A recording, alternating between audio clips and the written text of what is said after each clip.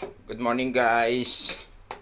Ayan ang aking pansit. Hindi natin na kagabi. No, late tayo na kagabi. Magdamag tayo sa biyahe. Ngayon lang natin nalutong mabuti. Ayan guys, sino ang gustong pansit? Merry Christmas everyone. Pansit ng King Palay, ang king na walang kaharian at palay na walang kabukiran, ay bumabati sa inyo ng Merry Christmas everyone.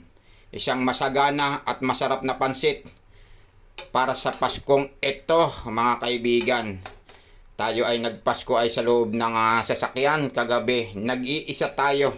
Walang karamay, walang bumate, walang yumakap, walang nag-shake hands. Wala lahat. Ayan mga guys, nandun lang tayo. Kasi tayo ay nag-iintay doon sa aking amo. Ayun, pinagpasko niya akong mag-isa habang siya doon ay nagsasaya sa loob ng kanyang pinuntahan. Wala talagang ganun talagang buhay OFW no? Kaya kailangan na lang nating itawa.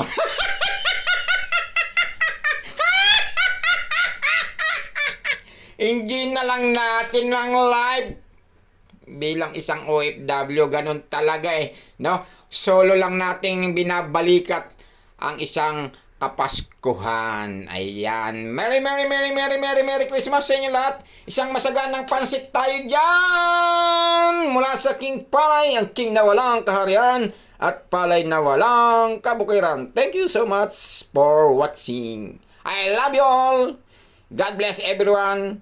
Mabuhay ang bawat Pilipinong OFW. Mabuhay tayong lahat sa pagpapala ng dakilang lumikha. Amen!